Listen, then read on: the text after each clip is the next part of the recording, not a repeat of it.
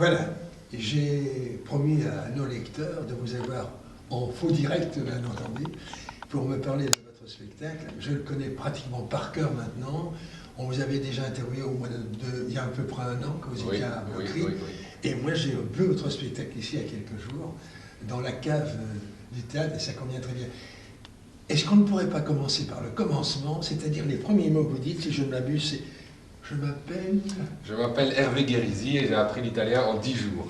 Voilà, ce sont les premiers mots du spectacle parce qu'effectivement, c'est la vérité. Et on a choisi de commencer le spectacle en mentant le moins possible, et c'est vrai que ça part de moi. Et donc voilà, je dis comment je m'appelle. Et ce que ça crée comme particularité déjà dans mon identité, vu que Hervé est un prénom celte, mais Guerrisi est un nom qui vient du sud de l'Italie, de la Calabre, ce qui me raconte déjà pas mal en fait. C'est d'ailleurs une question que je me suis posée encore il y a quelques jours en me disant, mais est-ce que tout est vrai?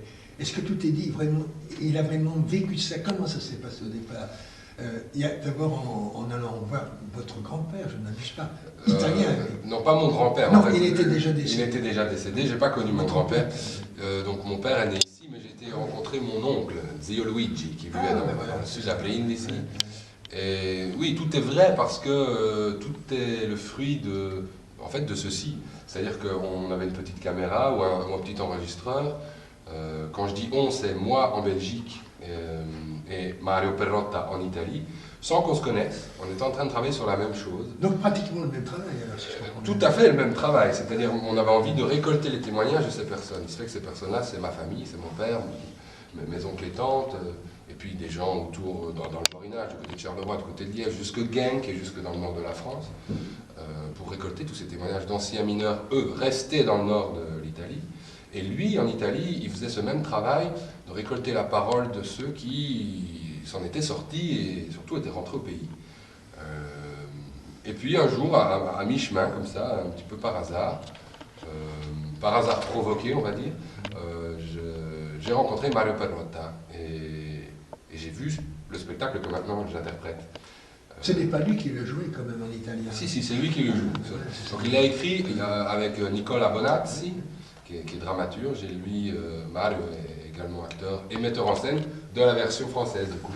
Parce que quand on a décidé de collaborer, il m'a dit c'est un texte qui fait partie de moi, parce que je parle de mon histoire, il me racontait ces villages qui se sont désertés, qui étaient vides, une espèce de no man's land, parce que les jeunes gens en âge de travail étaient tous partis, tous, pour trouver fortune dans le nord de l'Europe, que ce soit en Belgique, mais en Allemagne, en France, et au-delà, parce que l'immigration italienne est une immigration d'une ampleur énorme. Donc dans les villages, c'était vide. Et donc il m'a dit, la seule raison qui me fait accepter cette collaboration, c'est que c'est aussi ton histoire. Et donc je l'accepterai qu'à une seule condition, c'est que tu commences en changeant mon texte et en racontant ton histoire et pas la mienne. Donc c'est ce que j'ai fait. C'est pour ça que je parle du fait que je m'appelle Hervé Guérisi. Voilà. Mais donc c'est un texte écrit alors carrément là. C'est un texte... Il n'y a pas d'impro, je vais dire. C'est très particulier parce qu'à partir du moment où vous avez récolté des témoignages, donc dans l'oralité de tout ça, et puis aussi, ça c'était la particularité de transposer ça en français, parce qu'il y a des spécificités, mais en dialecte aussi. Donc il y a des notions dialectales très difficiles à transposer en français. Vous ne pouvez pas utiliser le wallon, ça va être une connotation locale alors que ce n'est pas le cas. Ou alors si c'était local, ben, ce n'est pas la bonne localité. Vous ne pouvez pas utiliser un français d'une perfection, avec une grammaire incontestable, parce que c'est pas comme ça que les gens parlent. Même quand nous parlons maintenant, ben, oui, on ne parle pas comme peut-être comme un contadino, un paysan du sud de l'Italie, mais si on devait transposer mot pour mot ce que nous sommes en train de nous dire, il y a des élisions, il y a des choses qui se disent autrement, parce que c'est une langue orale. Donc, il n'y a pas réellement d'improvisation, il n'y a plus réellement d'improvisation, parce qu'il y a toujours une période où le spectacle s'installe et prend sa voix, mais je prends la parole de cette personne qui est ce facteur, dans le sud de l'Italie, et je redis, moi en français comme on peut, ce que cette personne nous a dit. Et là, à ce moment-là, il nous l'a dit parce qu'il a été interviewé par Mario en italien, et puis il a été interviewé par moi dans mon italien de l'époque, en 2007, quand j'ai interviewé cette personne. Et c'est une manière de boucler la boucle, parce qu'on a rencontré tous les deux ce facteur. Est-ce que vous l'avez revu, ce facteur, depuis votre spectacle? J'ai pas eu la chance de le revoir. J'ai eu la chance d'entendre au téléphone une autre personne qui maintenant est décédée, qui est Lucio Parrotto, le fondateur du musée de la mine dans le sud de l'Italie, à Casarano, qui est un monsieur qu'on entend à un certain moment dans le spectacle et qui raconte l'horreur de la veine 25, qui explique que c'était effectivement l'enfer de ne pas pouvoir ni se retourner, ni sortir pendant 8 heures d'affilée de travail. J'ai eu juste la chance de l'entendre encore au téléphone, mais les événements ont fait malheureusement, et à chaque fois que je suis pas loin là-bas dans le sud, je me dis je dois aller. Et je sais pas, peut-être que j'ai pas encore osé retourner là-bas. Mais le facteur, il est toujours là, je veux dire. Ah, il paraît qu'il est toujours là. Alors il est plus facteur parce qu'il doit avoir 80 ans passés, mais il est toujours sur sa bicyclette. Mais c'est formidable tout ce que vous racontez. Et alors, le ton que vous avez, hein, parce que vous êtes quand même, au départ, vous êtes comédien. Moi, je vous ai vu dans pratiquement toutes les pièces que vous avez jouées, le Tigre, etc. Quoi. Exactement. Et alors, et ça se sent, mais c'est tellement vrai, c'est ça que c'est extraordinaire, ça. Vous vibrez intérieurement. Ben, vous voyez là, à ce moment... Vous ne jouez pas l'émotion, vous l'avez. Bah, oui. Non, mais c'est parce qu'on est dans... C'est un théâtre qui en Italie s'appelle le théâtre de narration, on va dire, dont Dario Fo a pu être un des passeurs, depuis la tradition beaucoup plus ancestrale en Italie du conta storia, du raconteur d'histoire, on va dire. Donc un gars qui arrive sur une place du village, qui se met sur une chaise ou pas, et qui raconte des histoires. Ça vient du Moyen-Âge, ça vient des bouffons, etc. Et aujourd'hui, en Italie, ça a pris la forme de ce qu'on pourrait appeler le théâtre de narration, qui est celle-ci. Voilà, donc une chaise, un texte, une histoire, et puis surtout, une connexion, un rapport entre la personne qui va raconter l'histoire et l'histoire elle-même. Donc on est à un point de rencontre entre la vie, en l'occurrence ma vie, mon expérience, mon identité, et la vie, et l'histoire, celle avec un grand H, en l'occurrence, ces dizaines de milliers de personnes déportées. C'est comme ça que mon père appelle l'immigration italienne, il appelle ça la déportation organisée. Donc on est dans cette connexion entre l'intime et l'universel, entre la petite histoire et la grande histoire, entre le documentaire et la fiction, si vous voulez, parce qu'effectivement, ça a été construit. Les choses ont été agencées, parce que c'est la parole du facteur, mais c'est également la parole des centaines et centaines de personnes qu'on a rencontrées sur notre passage. Quelles ont été au départ les réactions de votre famille, comme ça? Ça a été très très fort. Ouais. Ça a été très très fort. Je me souviens de la première en 2011 au centre culturel La Vénérie à Boisfort, à l'Intervalle Boisfort. Mon père était dans la salle et à la fin du spectacle, je vois quelqu'un qui se lève, vous savez, on est toujours un petit peu aveuglé, donc je vois une ombre qui se lève, en fait c'était mon père, qui est descendu, qui est venu m'embrasser, et ça a été d'une émotion très très forte, et ça je l'en remercie, sans tomber dans un exhibitionnisme ou un pathos ou quelque chose, ça a été très très simple, parce qu'on s'est tout simplement, grâce au théâtre, retrouvé dans notre histoire, parce que ça a été douloureux pour mon père de entendre tout ça. Lui qui n'avait pas transmis tout ça. Il l'a vécu, oui. Voilà. Et ça ne n'avait pas une émotion parfois même en y pensant, je veux dire à ça, vous jouez, vous vous répétez, maintenant vous êtes là jusqu'à la fin du mois de novembre pratiquement. Oui. Comment ça se passe en vous? Vous venez au théâtre, etc. Vous êtes Hervé, et vous allez vous mettre dans la peau du personnage. Vous êtes toujours Hervé, si j'ose dire, qui raconte. Ouais. Et puis alors vous avez le facteur, et vous l'indiquez bien par l'éclairage aussi. Oui, donc là on est dans l'éclairage de Pinouche, du facteur, et puis alors c'est important, hein, on fait cette bascule. Ouais. Et qu'est-ce que vous pouvez ressentir vraiment là, à travers le spectacle? C'est intéressant comme question, parce que ce que vous soulevez, c'est justement la question d'identité. Vous dites vous êtes Hervé, vous êtes Hervé, mais en même temps vous êtes Hervé qui raconte, donc c'est déjà un autre degré de moi. Donc ce que je ressens, il y a des jours où c'est difficile parce que bon, l'histoire racontée, même si effectivement elle fait sourire et elle illumine par tout ce qu'elle a d'italien aussi et d'ensoleillé, de coloré, et dans le langage et dans les événements de ce facteur au milieu de toutes ces femmes au village, malgré tout l'histoire a un poids qui est justement, en ce qui me concerne, le poids de mon identité, en balance entre ces deux pays en l'occurrence. Donc il y a vraiment des soirs où ce serait plus facile de rester à la maison et de dire bon, aujourd'hui je vais me regarder un bon film, un bon docu, lire un bon bouquin. On va pas trop se poser cette question d'identité aujourd'hui, mais il se fait que voilà, la série est là, les spectateurs sont là, et il faut retourner au charbon, voilà, sans faire de mauvais jeu de mots. Je ressens ça certains soirs. Dans l'ensemble, qu'est-ce que les spectateurs ont pu vous dire en quittant le spectacle, en vous voyant? Vous faites un triomphe que vous méritez, non, mais je suis sincère en vous le disant. Ils sont là, ils ont envie de vous parler, vous êtes très sympa, hein, vous êtes très souriant. Qu'est-ce qu'ils peuvent vous dire?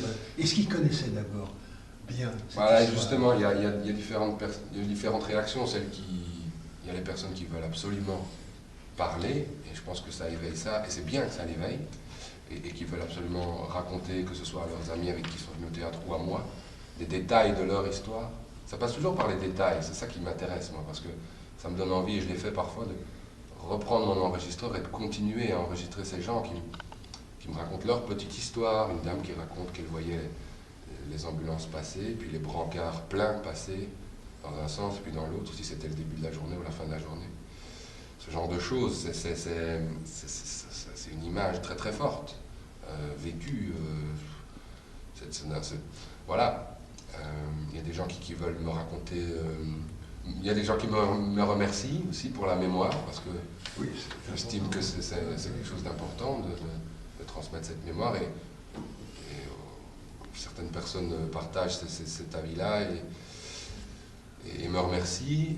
Et puis alors, il y a des gens qui me disent « mais je ne savais pas du tout ». Ou même si mon père était mineur, vous savez, il ne parlait pas beaucoup, il disait rien. Et c'est vrai, les mineurs, la plupart du temps, étaient très taiseux, ils n'avaient pas tendance forcément à raconter la douleur. Ils racontaient les anecdotes, l'amitié, la famille de la mine, les frères de mine. Ça, ils racontent facilement.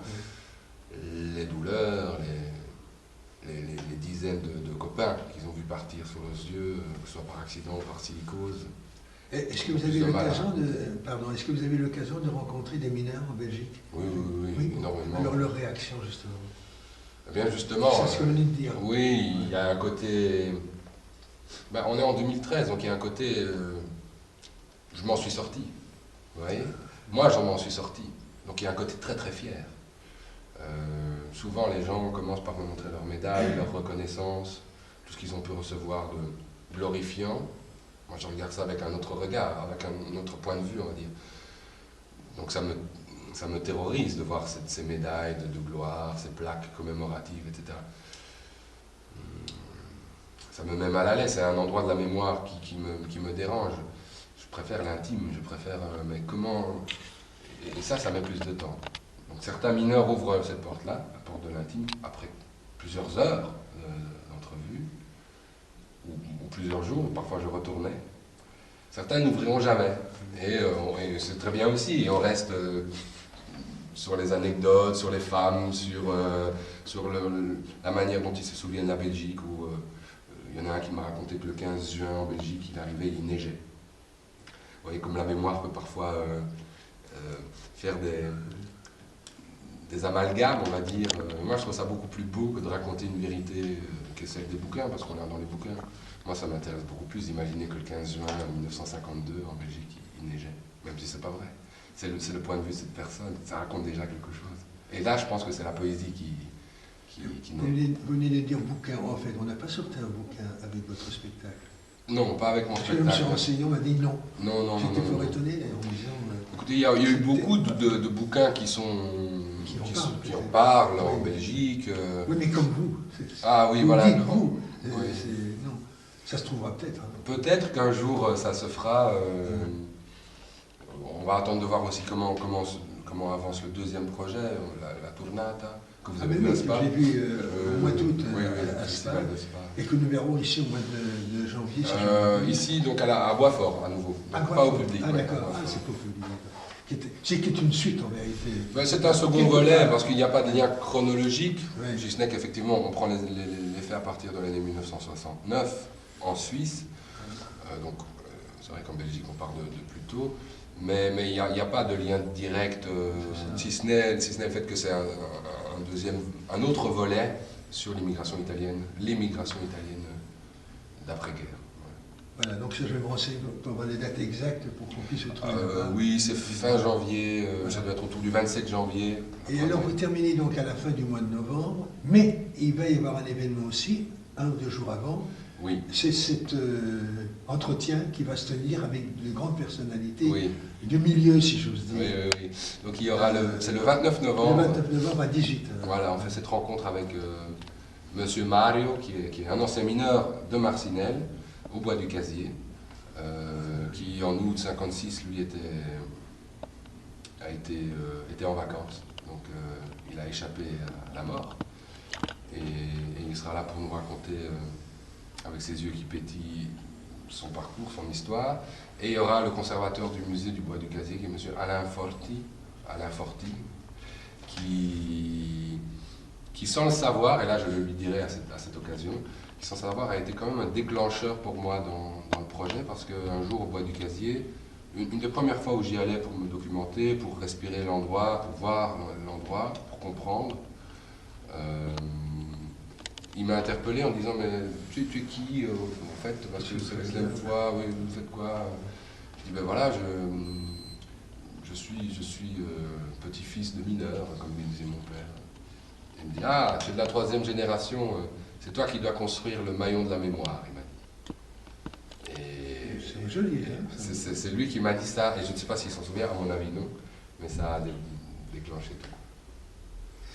Eh bien voilà, Hervé, je vous remercie vraiment. C'est moi qui vous remercie.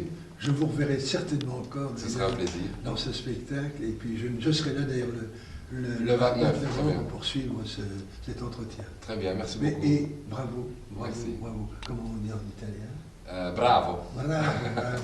Parce que vous avez dit une chose encore, avant de se séparer, vous avez dit que vous aviez appris l'italien en quelques jours. Oui, en une dizaine de jours. C'est vrai, ça? Oui. Ah oui, je vous dis, je ne mens pas. Je ne le parlais pas comme je parle aujourd'hui, mais oui. J'ai appelé mon père et je lui ai parlé en italien. Allez, soyez gentils, dites quelques mots en italien pour les lecteurs, justement, à propos de votre spectacle. Per i lettori italiani, innanzitutto spero che abbiate visto lo spettacolo fatto in italiano. Se non l'avete visto, allora vedete questo, che è in francese, però cerco di metterci tutto il cuore anch'io, quanto Mario ha potuto metterci il cuore. Grazie. Grazie a lei. Ok.